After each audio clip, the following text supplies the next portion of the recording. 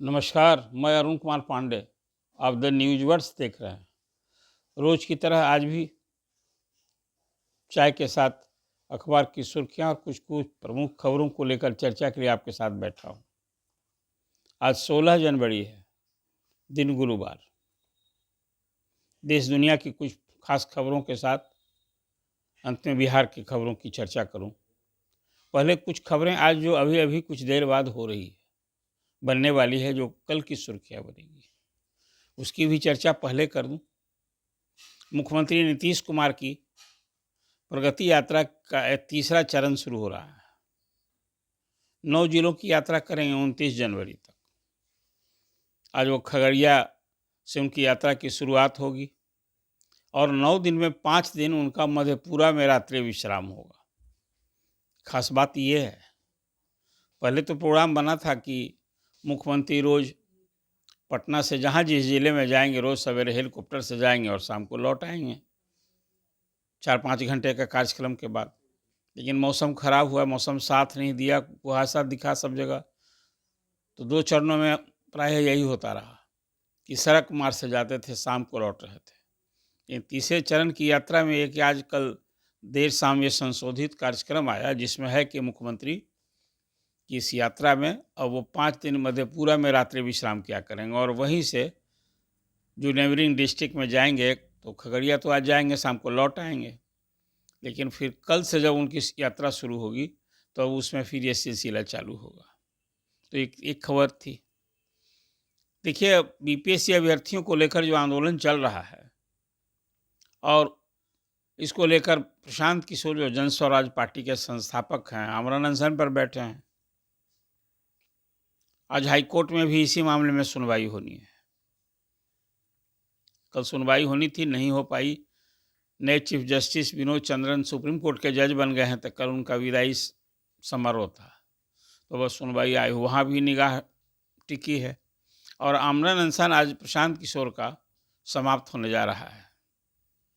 दोपहर बाद वो आमरण अनशन समाप्त करेंगे, तो आमरण अनशन समाप्त हो जाएगा, उनकी लड़ाई जारी रहेगी। तो एक ये खबर है आपके लिए जो कल होने वाली है। पूरी दुनिया के लिए आज एक खास खबर है। कल देर रात इजराइल और हमास के बीच समझौता हो गया।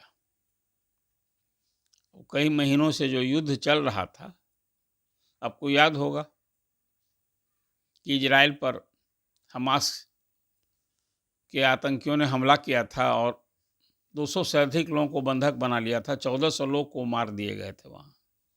इसी के प्रतिशोध में इजराइल ने हमला शुरू किया और हमला का स्वरूप ये हो गया कि सच पूछिए, वहाँ इजराइल तो यहूदियों का देश है, अब बनाम वियतनाम वो नहीं, फिलिस्तीन, और फिलिस्तीन के समर्थन में कई मुस्लिम राष्ट्र कूद गए। तो यहूदी बनाम मुस्लिम का एक तरह से युद्ध चल रहा था।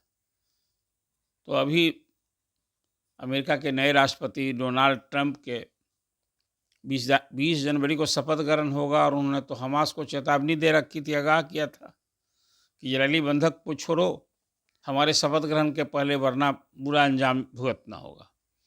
इजराइल को साथ दे रहा है अमेरिका। तो कल देर शाम ये समझौता हो गया है और अब दोनों ओर से,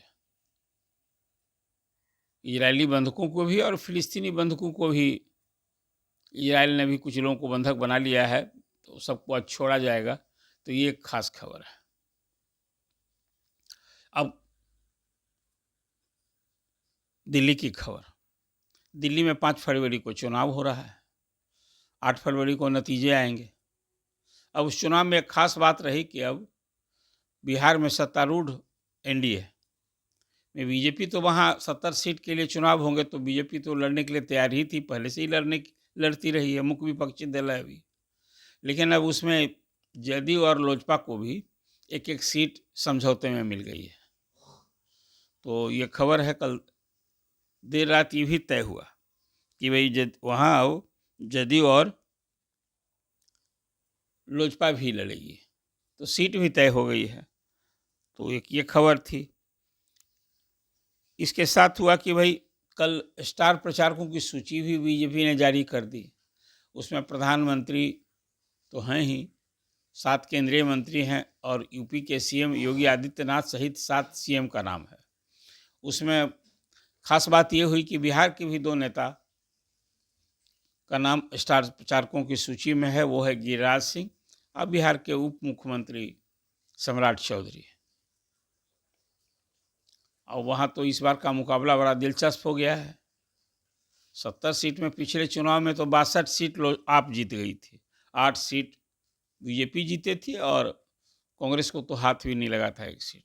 तो इस चुनाव में सत्ता में आने के लिए फिर जहां आप जंग कर रही है, भाजपा ने सत्ता में कायम रहने के लिए और भाजपा सत्ता में आने के लिए और लोजपा अपना ये कांग्रेस अपना वजूद दिखाने के लिए वहाँ चुनाव रही है।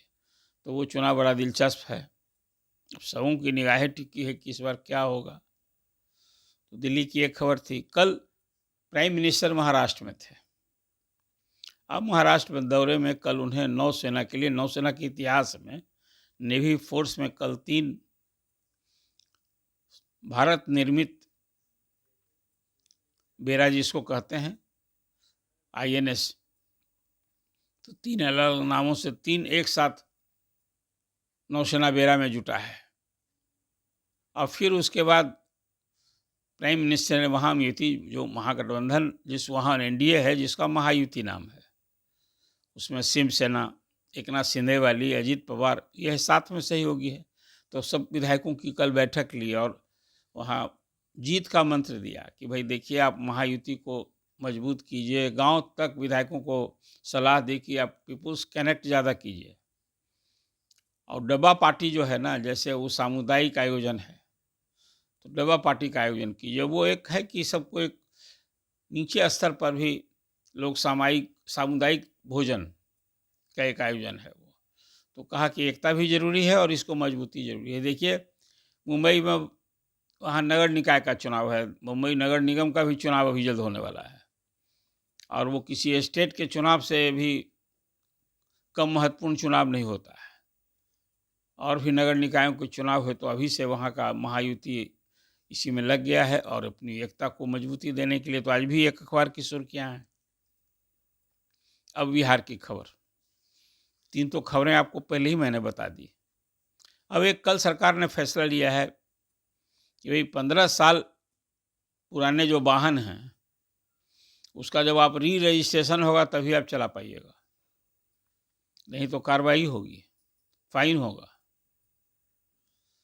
और 15 साल पुरानी जो सरकार के जो वाहन हैं उसका तो अब रजिस्ट्रेशन भी नहीं होगा, उसका स्क्रैप में बेचना है। तो भारत सरकार ने ही फैसला कर लिया है और उसी के अनुरूप बिहार में भी 15 साल से अधिक पुराने वाहन, अभी तो इस तरह से 2000 से अधिक वाहन को स्क्रैप करने के लिए, वो स्क्रैप में बेचने के लिए तैयारी हो चुकी है। तो ये आप लोगों के लिए खबर है कि भाई जो खासकर निजी वाहन रखने वाले लोग हैं उनको अब फिर से रजिस्ट्रेशन अपने गाड़ी का कराना हो। ये खासकर सड़कों पर प्रदूषण रोकने के लिए, ईंधन की खपत कम करने के लिए केंद्र सरकार की योजना आई है। तो उसके तहत अब बिहार सरकार भी फैसला ले चुकी है। तो आपके लिए खास खबर थी जो आपको मैंने जानकारी दी। आज अखबार की प्रमुख सुर्खियां और चर्चाएं कुछ ऐसी ही है। आपको ये चर्चा कैसी लगी? आप लाइक कीजिए, द न्यूज़ वर्स को सब्सक्राइब कीजिए। धन्यवाद।